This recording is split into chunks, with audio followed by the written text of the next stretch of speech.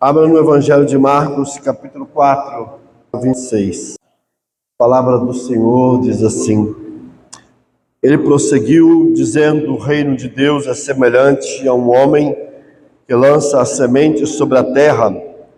Noite e dia, estando ele dormindo ou acordado, a semente germina e cresce, embora ele não saiba como. A terra por si própria produz o grão, primeiro o talo, depois a espiga, e então o grão cheio de espiga. Logo que o grão fica maduro, o homem lhe passa a foice, porque chegou a colheita. Novamente ele disse: Com que compararemos o reino de Deus? Que parábola usaremos para descrevê-lo? É como um grão de mostarda, que é menor, somente semente que se planta na terra.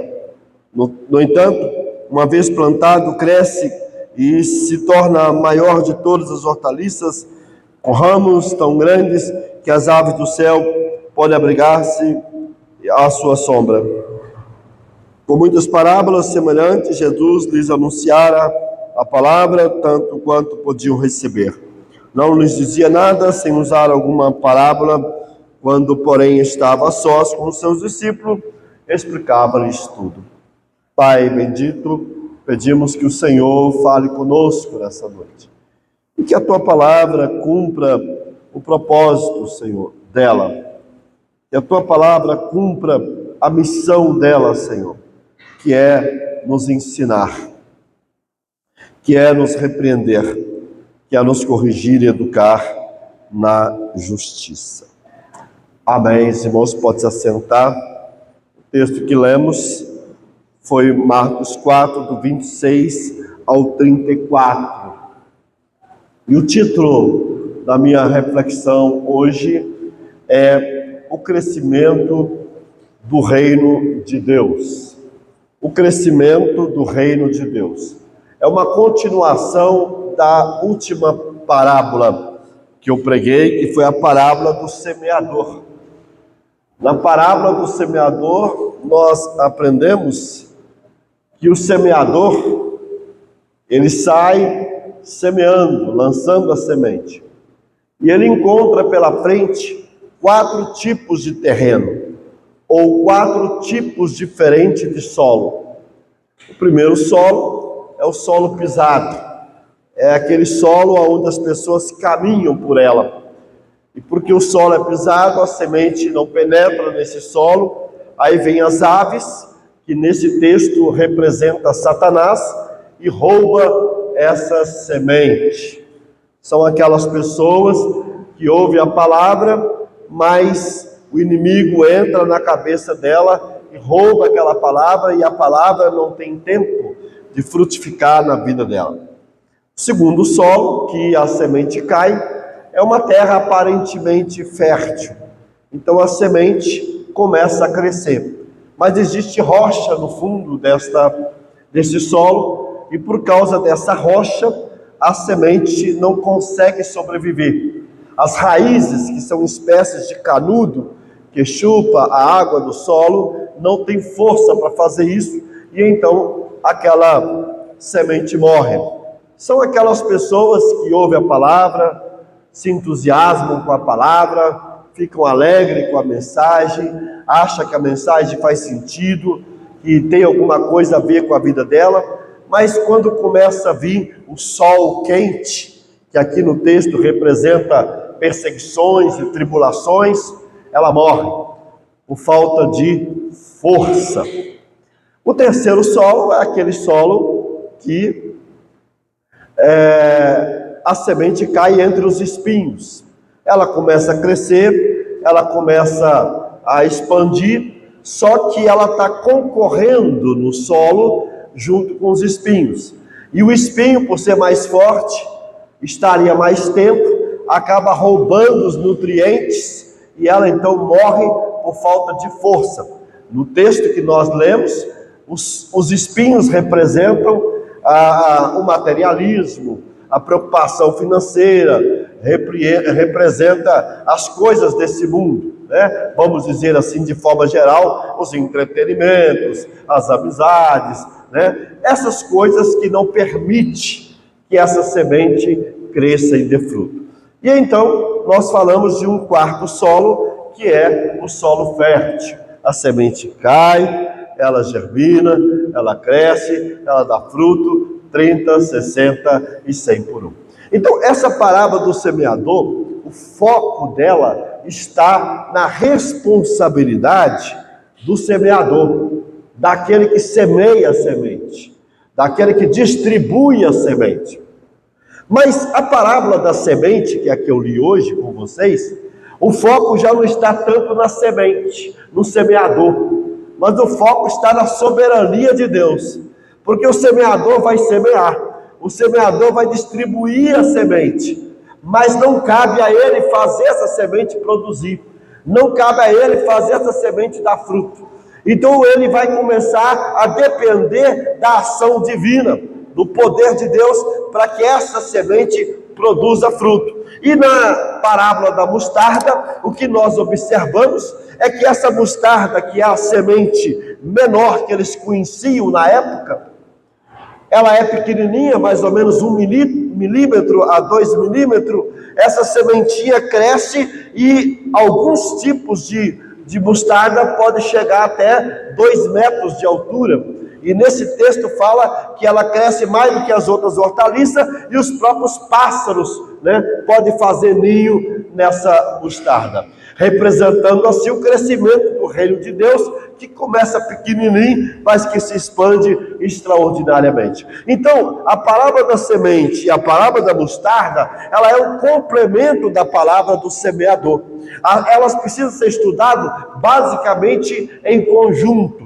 Por esta razão é que a gente vai estar trabalhando com vocês hoje um pouco sobre essas duas pequenas parábolas, a parábola da semente e do semeador. E a minha questão hoje aqui é: o que todo semeador precisa saber para que o reino cresça? O que todo semeador precisa saber para que o reino cresça? Ou melhor, como é que esse reino vai crescer? Primeiro, o reino de Deus cresce quando o semeador semeia despreocupadamente. Primeiro, o reino de Deus cresce quando o semeador semeia despreocupadamente. Verso 27. Olha aí, queridos irmãos. Verso 26, ele prosseguiu dizendo: o reino de Deus é semelhante a um homem que lança a semente sobre a terra. Noite e dia, estando ele dormindo ou acordado, a semente germina e cresce, embora ele não saiba como. Então esse semeador, ele vai semear de maneira despreocupada.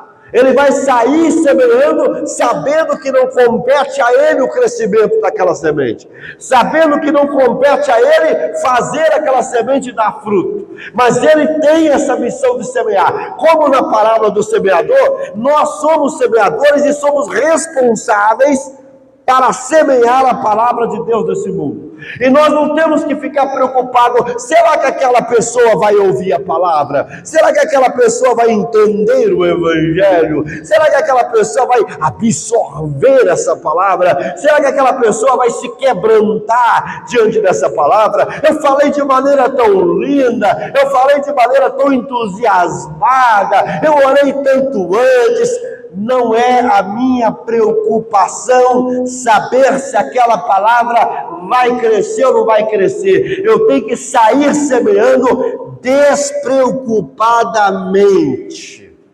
O semeador não pode fazer a semente crescer. A única coisa que o semeador precisa fazer é confiar. A única coisa que o semeador precisa fazer é descansar. Aqui na parábola diz que o semeador, ele segue o fluxo normal da vida, a lógica da vida. Vai dormir, acorda, No outro dia faz as suas coisas, resolva seus problemas. Não fique preocupado se houve penetração da palavra naquele coração ou não houve. Apenas cumpra o seu trabalho, apenas cumpra a sua missão. Descansa no Senhor. É difícil.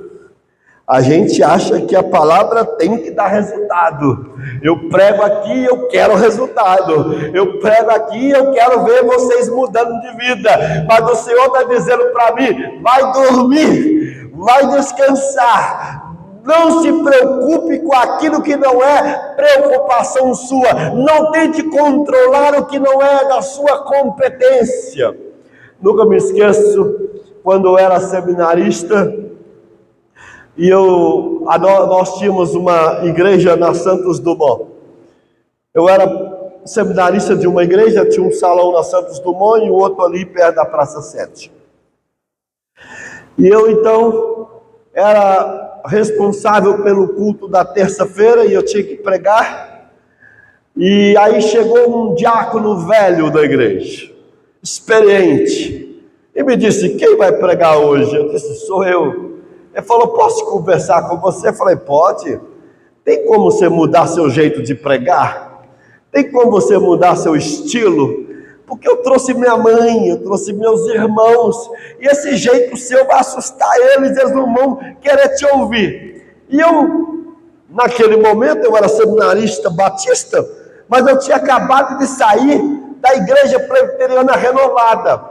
E a igreja presbiteriana era cheia de pregadores veementes, ferozes, que pregavam em voz alta, pentecostais. E eu, estava na transição presbiteriana com os batistas, pregava entusiasmado. Até recentemente uma pessoa me viu pregando e falou assim: aconteceu com você? Eu continuo pregando a palavra. Aquele Joãozinho que pregava lá não está aqui mais. Não, aquele lá era o pentecostal, agora é o reformado. É um pouquinho diferente, mas a palavra é a mesma.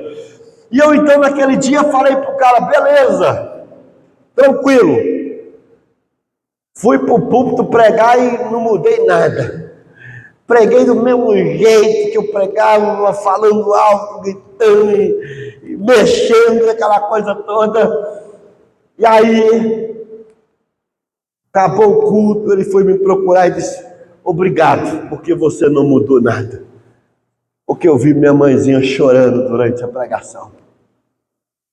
Às vezes a gente acha que nós temos o controle sobre a semente. Não tem. Nós temos o controle sobre o solo. Não temos. O que o semeador tem que fazer é pregar. Olha o verso 27. Queridos irmãos, mais uma vez, noite e dia. Essa expressão noite e dia significa o quê? Continue o fluxo da sua vida. Noite e dia, estando ele dormindo ou acordado. Olha o ciclo, manhã e noite. A semente germina e cresce, embora ele não saiba como. Há um mistério na salvação, há um mistério na regeneração, há um mistério na conversão. Aqueles que eu acho que vai converter, não converte. Aqueles que eu acho que não vai converter, converte. Aqueles que eu acho que não entendeu a palavra, entendem. Aqueles que eu acho que entendeu, não entendeu, porque é misterioso. Esta é a grande lição do Evangelho. Ele age invisivelmente, imperceptivelmente. Consegui falar a palavra. É assim que o Evangelho age. É assim que o Evangelho penetra. Posso ouvir amém, igreja? O apóstolo Paulo diz lá em 1 Coríntios 3:6: eu plantei, Apolo regou, mas Deus é quem fazia crescer. Paulo era um semeador. Paulo passou pelas cidades, 4 viagens missionárias de Paulo.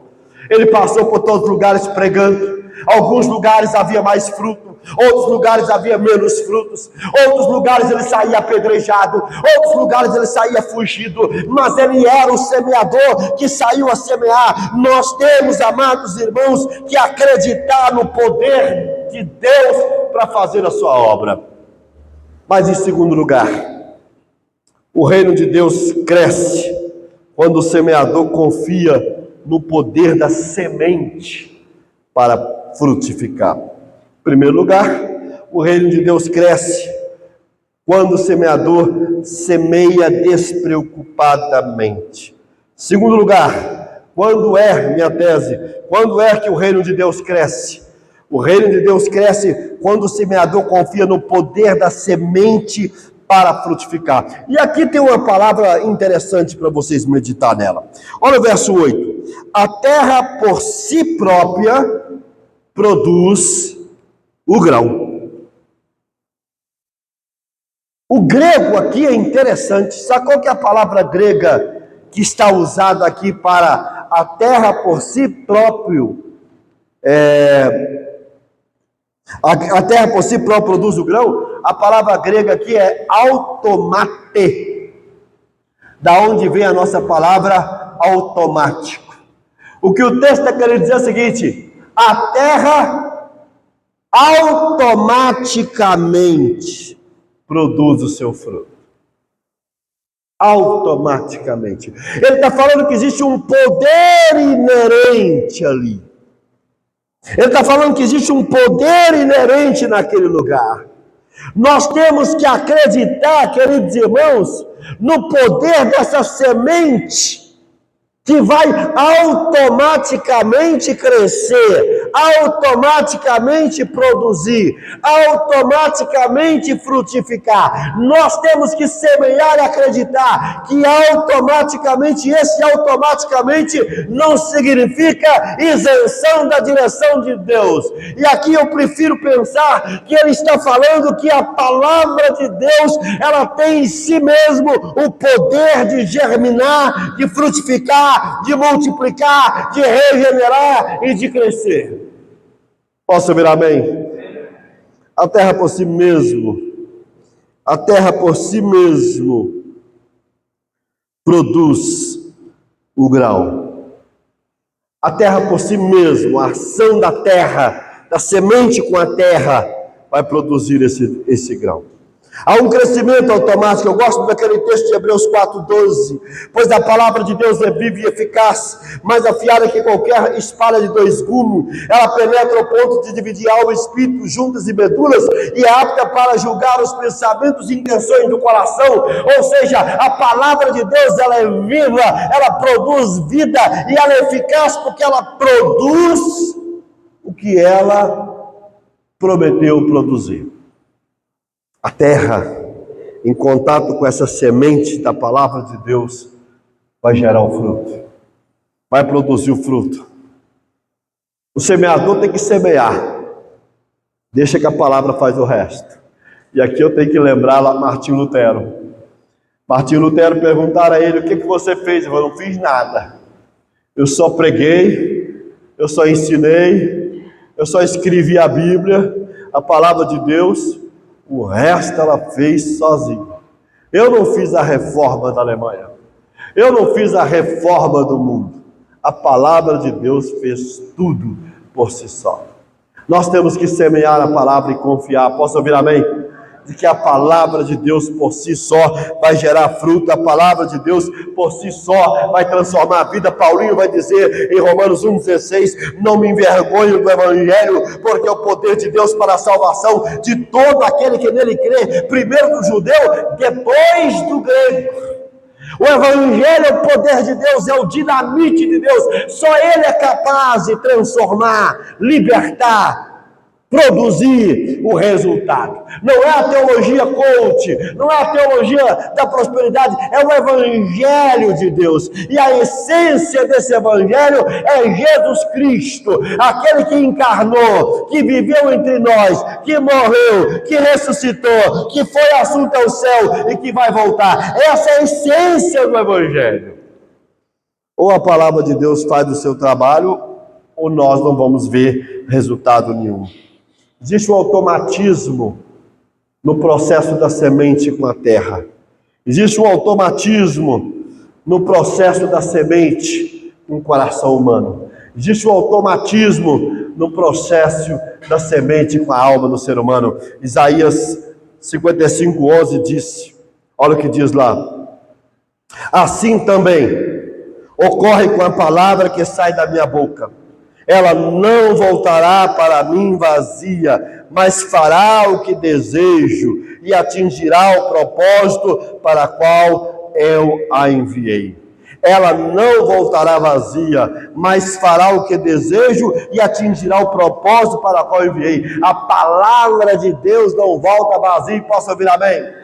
Você pregou para sua mãe, você pregou para o seu filho, você pregou para os seus parentes, você pregou para os seus vizinhos, você pregou para o seu colega de faculdade, você pregou para a sua amiga do vôlei, você pregou para o seu amigo do futebol. Saiba de uma coisa, meu querido irmão, a palavra de Deus está fazendo o seu trabalho naquele coração. Cabe a mim e a você unicamente orar, entregar para Deus e falar: Deus, eu entreguei a palavra, eu fiz o que eu tinha que fazer, agora deixa Deus ser Deus, ou como diz Martinho Lutero, a palavra vai fazer o resto. Posso ouvir amém? A palavra de Deus é que vai desencadear esse processo de transformação. A palavra de Deus é que vai desencadear esse processo de mudança. Às vezes a gente acha que Deus não está agindo, às vezes a gente acha que Deus não está operando, às vezes a gente acha que a nossa pregação não está fazendo sentido, mas Deus está falando, irmãos. Quantas vezes eu desço aqui do púlpito dizendo: será que entenderam? Será que ouviram? Mas não cabe a mim essa resposta. É o Espírito Santo que vai fazer ela. Posso ouvir amém? Quando é que o reino cresce? Em terceiro lugar, o reino de Deus cresce quando o semeador entende que Deus está por trás do crescimento e amadurecimento da semente. Repito, o reino de Deus cresce quando o semeador entende que Deus está por trás do crescimento e amadurecimento da semente. É importante pensar que não fala de Deus aqui. Fala da atividade do semeador que saiu a semear pela terra. Fala da atividade da semente em contato com a terra que automaticamente germina. Mas não fala de Deus. Porém, Deus está implícito aqui. Porque na cosmovisão bíblica é impossível conceber o mundo sem a presença de Deus. Na cosmovisão bíblica é impossível conceber a realidade sem a presença de Deus. Por isso que Paulinho disse: nele vivemos, nele movemos e nele existimos. Porque para a cultura bíblica, Deus está no controle de todo o processo que acontece nesse mundo. Não há nada que acontece nesse mundo por acaso. O acaso não é Deus. Deus é aquele que governa todas as formas de ser deste mundo. Não há nada que surpreenda Deus. Ele está por trás do processo todo. É por isso que Paulo vai dizer: porque dele, por ele e para ele são todas as coisas. Porque dele, ele é a origem de todas as coisas. Por meio dele, ele é o meio de todas as coisas. Para ele, ele é o propósito de todas as coisas. Deus está no processo. Posso ouvir amém? Do começo ao fim, Deus está no processo. É por isso que a Bíblia diz que Ele é o alfa, o ômega e o fim de todas as coisas. Ele é o mesmo ontem, hoje e eternamente. Nós temos que pensar que Deus é espírito pessoal, perfeitamente bom, em que em santo amor cria, sustenta e dirige todas as coisas. Não há nada maior do que Deus. Ele está no controle de tudo. Nós temos que confiar, queridos irmãos, que Deus é que traz crescimento e amadurecimento para a semente. O semeador não tem poder de fazer a semente crescer. Só Deus tem o poder de fazer essa semente germinar.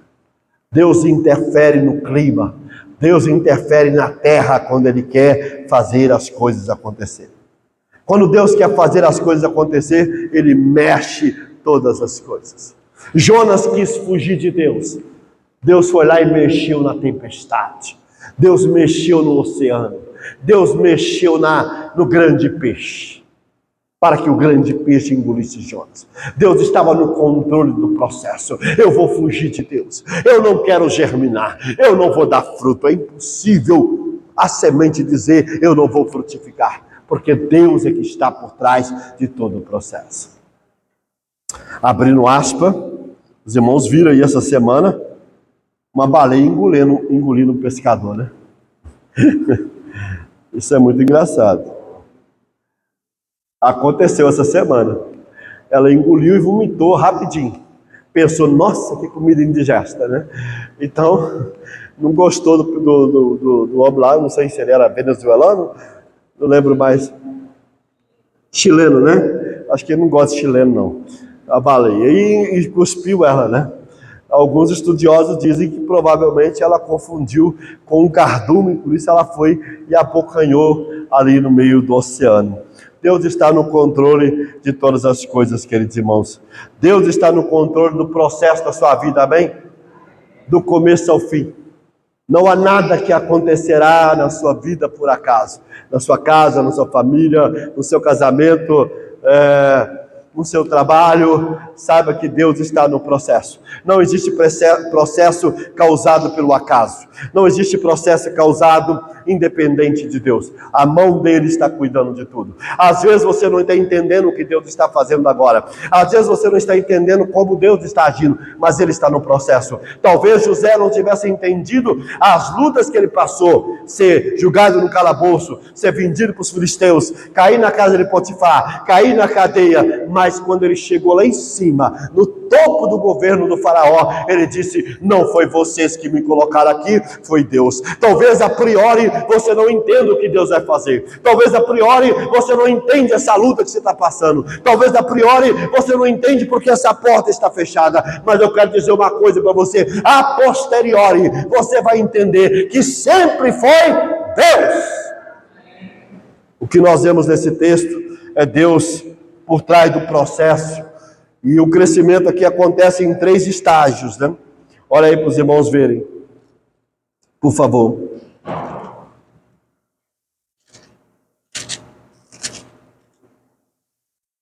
Verso 28. A terra por si própria produz o grão.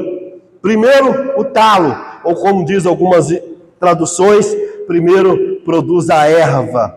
É quando a semente semeada no coração começa a germinar, começa a gerar inquietação interior. A palavra começa a gerar inquietação. Algo está mexendo dentro de você. Você está resistindo, você está indo contra, mas a palavra está mexendo no seu coração. A palavra está mudando algo dentro de você. A palavra está gerando um calor dentro de você, gerando uma estranheza dentro de você. Ela está ali no processo de erva, no processo subjetivo, no processo da inquietação interior. Mas ela está ali desintegrando as velhas estruturas, quebrando os velhos modelos. Ela está agindo dentro de você. É o processo inicial da regeneração. O processo de Deus começa com essa erva germinando, com esse talo. No talo, tem muita gente que ainda está no talo. A palavra está mexendo. Ele está em casa e está sentindo esquisito. Ele está em casa e tem alguma coisa estranha em mim. Eu nunca me esqueço quando eu me converti. É muito interessante essa história, irmãos. Quando eu me converti, já falei para os irmãos, né? Meu nome é João, meu apelido era Capeta mesmo. Então, Joãozinho Capetinha era eu. Aprontava todos, fazia tudo que você imaginar de errado. Que você imaginar, eu fazia. E eu novinho já andava com gente barra pesada. Eu ia para dentro da favela, tinha 12 anos, 13 anos, com colegas mais velhos armados. Me ofereceram drogas, eu nunca quis a droga. Deus controlando o processo. Não cheguei a pegar a droga, mas eu estava lá. Eu era um capeta e figura de gente. O melhor amigo meu da escola era o pior aluno da escola. Né? Que inclusive uma vez puxou a capoeira na professora, capotou na minha frente. Era o meu melhor amigo. Então as coisas funcionavam assim. Eu era essa pessoa. Eu era difícil. Num belo dia, eu fui levar meu irmão na igreja. Meu irmão passou por um acidente, a panela de pressão estourou. O caldo do feijão quente bateu no seu olho, foi parar no hospital, teve que limpar e ele ficou basicamente 2 semanas com venda nos 2 olhos. Ele falou: João, eu quero ir na igreja, você tem que me levar. E era mais ou menos uns 20 minutos a pé. Aí ele pegava no meu braço e eu levava ele na igreja. E eu nunca me esqueço que era um culto de quarta-feira. Estava pregando um obreiro, não era o pastor. O obreiro estava pregando. E o obreiro começou a pregar. E eu lá, sentado no último banco, do lado do meu irmão. E de repente eu comecei a sentir o talo, a erva mexendo. E eu assim: ai meu Deus, o que está acontecendo comigo? E eu comecei a sentir um trem estranho lá no culto. E de repente eu resisti, fiquei ali no banco, e eu quietinho. E aí o presbítero lá, o obreiro, começou a fazer o apelo: se Deus está tocando no seu coração, levante a sua mão e venha aqui à frente. E eu não vou não. E eu ali. E ele falou a segunda vez: se Deus está falando no seu coração, levante sua mão. Eu não vou não. Eu não saio daqui. E aí eu ouvi uma voz diferente. O Espírito Santo falou comigo: aproveite a oportunidade que eu estou te dando agora. Eu não sei o que aconteceria comigo, mas eu ouvi a voz. Levantei minha mão. Um gesto simples. Fui à frente. Outro gesto simples. Orou por mim. Eu fui para casa. Não conseguia dormir. Algo estava acontecendo dentro de mim. A semente estava lá. No outro dia eu cheguei na escola. Eu era um capetinho. Aprontava todas. Todos os alunos saíram para o recreio. E eu fiquei sozinho na sala. Não falava nada. Acabou a escola, eles falaram: você está doente, João? Não estou não. Aconteceu alguma coisa? Não, está tudo tranquilo.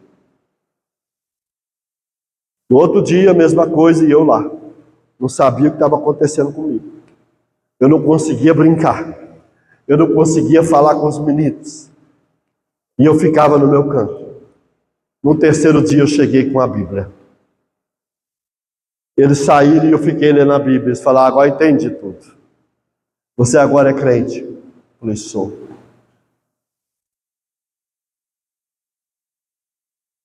A minha transformação foi tão grande dentro da escola, tão grande, tão tremenda, que eu comecei a sofrer perseguição dos professores.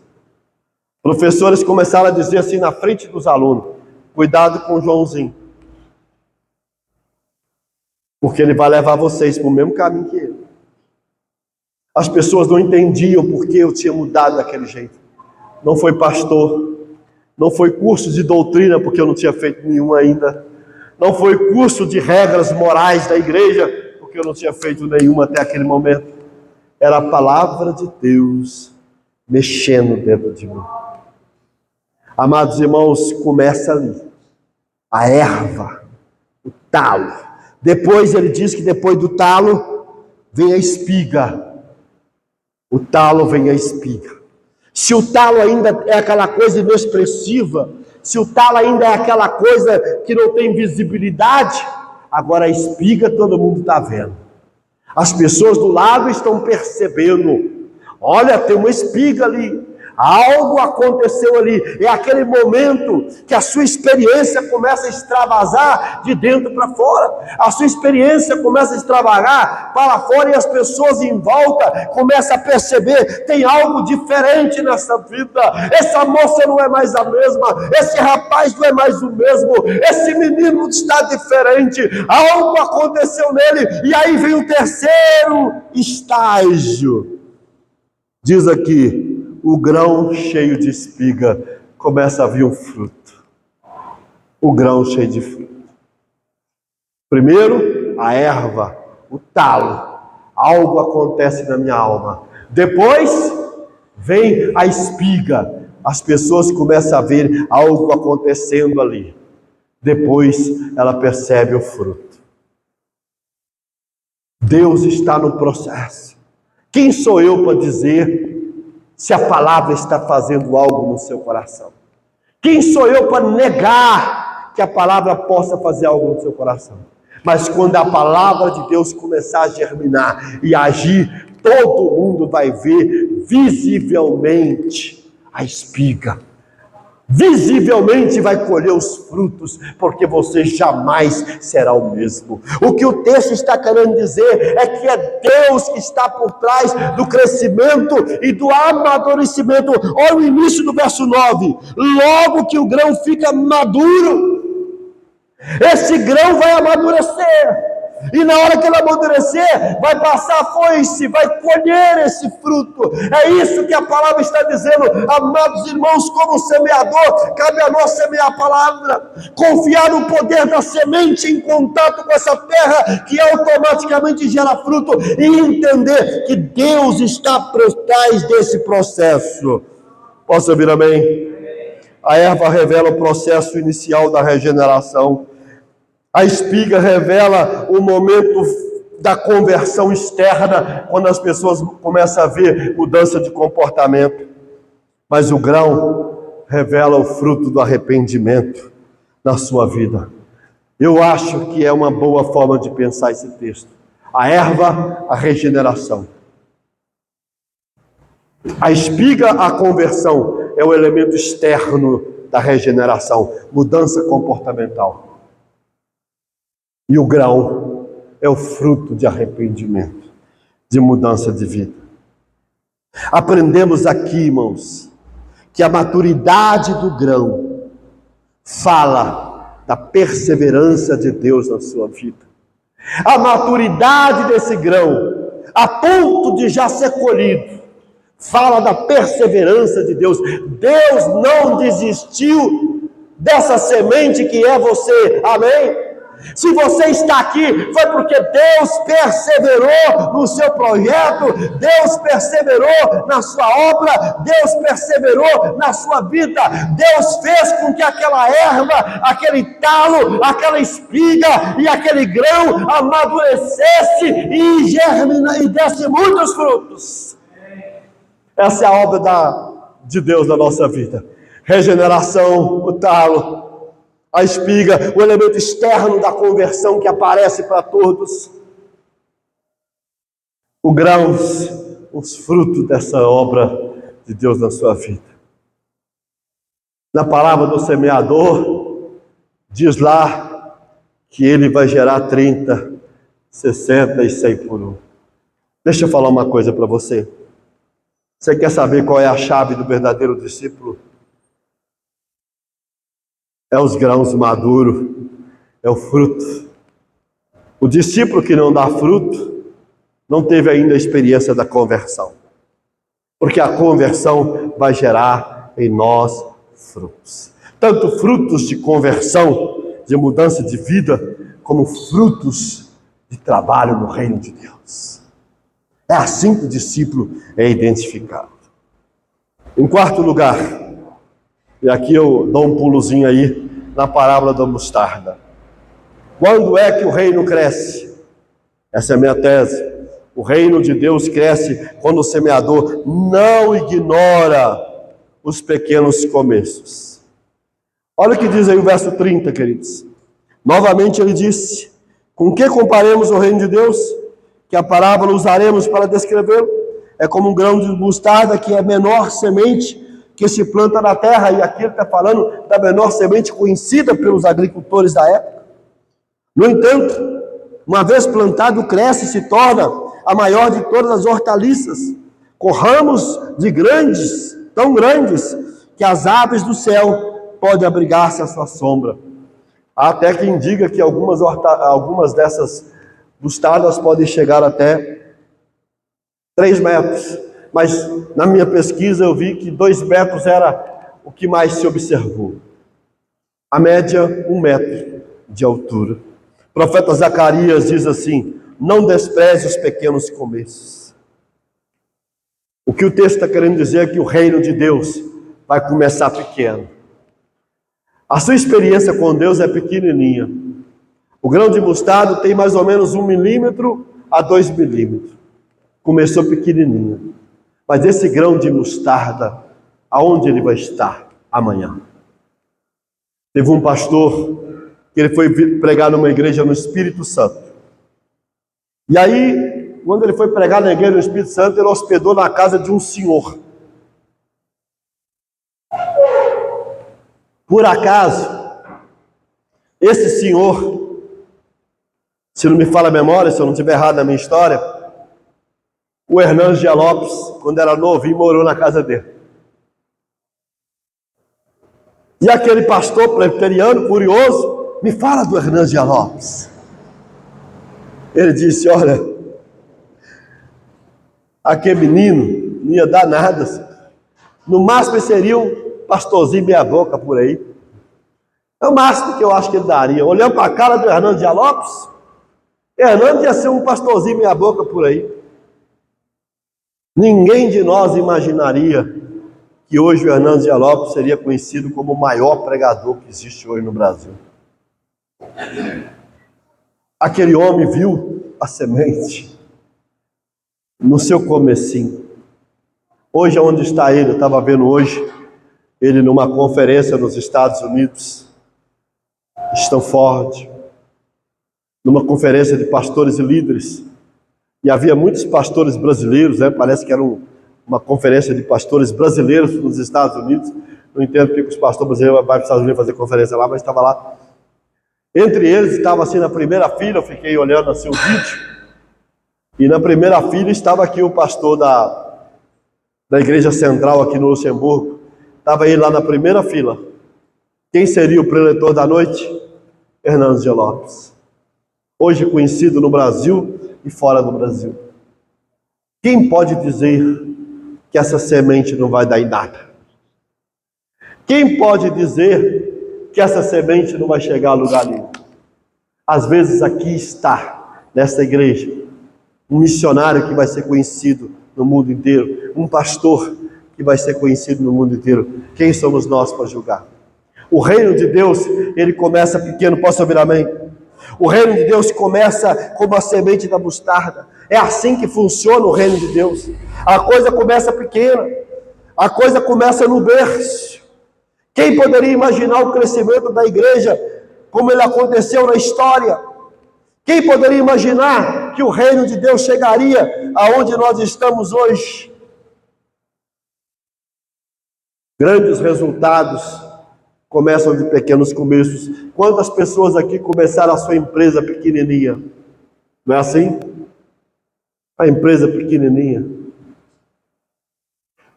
Seu projeto hoje, muita gente pode até rir dele. Passar e falar, aquilo ali não vai dar em nada. Quantas pessoas desmereceram você? Quantas pessoas não acreditam no que Deus pode fazer na sua vida e através de você? O reino de Deus começa assim. Por isso que Zacarias diz, não menospreze os pequenos começos. Confia no poder de Deus e na obra de Deus na sua vida. Posso ouvir amém? Confia naquilo que o Espírito Santo pode fazer. Lá em Filipenses diz, Paulinho vai dizer que a obra que Deus começou na nossa vida, Ele vai levar ela até o final. Ele vai concluir o que Deus começou na sua vida, Ele vai chegar lá no final, Ele vai dar continuidade a essa obra na sua vida. Sabe por quê, meu irmão? Sabe por quê, minha irmã? Porque Deus está agindo nessa semente. Deus não abandonou essa semente que gerou você. Ele continua no processo. Deixa Deus ser Deus na sua vida. Quando a gente olha para a história da igreja em Pentecostes, no dia de Pentecostes, quantas pessoas estavam lá reunidas? 120 pessoas. No primeiro sermão de Pedro, quantas pessoas estavam lá? 3.000 pessoas.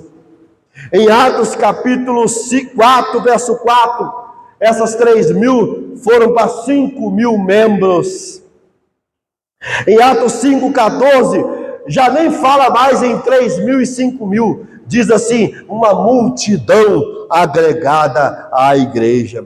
Atos 6,7 disse, o número dos discípulos estava multiplicando. Atos 9,31 diz, a igreja se expande para a Judeia, Galileia e Samaria. Atos 16,5 diz, igrejas são estabelecidas e fortalecidas no mundo inteiro.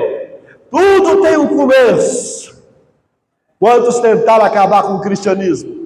Quantos tentaram acabar com a igreja? Quantos se levantaram? Filósofos, ateus, tentaram de todas as formas acabar com a igreja. Mas como disse Jesus, as portas do inferno não prevalecerão contra a igreja de Cristo. E ali Jesus estava dizendo o seguinte: o Hades, a sepultura, vocês podem matar um hoje, matar o outro amanhã, mas o sangue desses cristãos que estão morrendo são como grãos, como semente que se multiplica. Hoje o cristianismo cresce assustadoramente. Hoje no Brasil nós já estamos chegando a quase 40% de evangélicos, 30 e alguma coisa de evangélicos no Brasil. Quando é que nós imaginaríamos que isso iria acontecer? Nós não podemos menosprezar os pequenos começos. No verso 29 diz assim: logo que o grão ficar maduro, o homem lhe passa a foice, porque chegou a colheita. Alguns estudiosos acreditam que aqui está uma referência à colheita final dos últimos tempos. Eles estão usando uma alegoria da colheita daquele momento para se referir. Se isso for verdade, esse versículo está dizendo sobre a vitória final do reino de Deus. O reino de Deus vencerá. Ninguém pode deter, diz Rosivaldo de Araújo. Ninguém pode deter. Essa obra é santa. Ninguém pode deter, diz Rosivaldo de Araújo no hino Obra Santa do Espírito. Hino oficial, pelo menos era, né? Dos batistas nacionais no Brasil. É o hino oficial. Obra Santa do Espírito. Ninguém pode deter. Quem pode parar o processo do reino de Deus? O que essas parábolas querem ensinar para nós? Do semeador, da semente e da mostarda. O reino vai vencer no final. A vitória vai acontecer. Você é o semeador, a semente é a palavra. E o Espírito Santo é aquele que trabalha de maneira invisível dentro dessa semente, no processo da terra, para gerar a erva, essa regeneração, a espiga, essa conversão externa, e os grãos, frutos do arrependimento e da transformação. Que Deus possa mexer com você e que você possa olhar para si mesmo e dizer: eu quero fazer parte dessa semeadura. Eu quero ser este instrumento do reino de Deus. Posso ouvir amém? Vamos colocar de pé, queridos.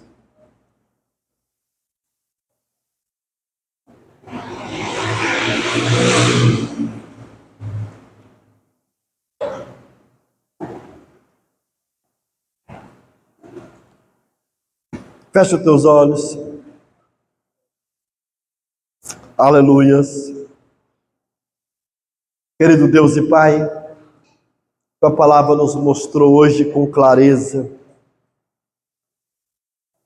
o poder do Senhor para fazer a semente germinar, crescer, amadurecer e dar frutos. Minha oração, ó Deus, é que a gente possa ver esses frutos aqui dentro desta igreja, através de cada um de nós, Pai. Cabe a mim, cabe a nós esse papel maravilhoso de sermos semeadores dessa palavra, plantadores de sementes do Evangelho. Tem misericórdia, Pai, porque muitos de nós estamos sendo omissos diante do nosso papel de semeador. Mas que o Senhor possa agir tremendamente em nós e através de nós. É o que eu lhe peço em nome de Jesus, e todos digam amém. Os irmãos podem se assentar?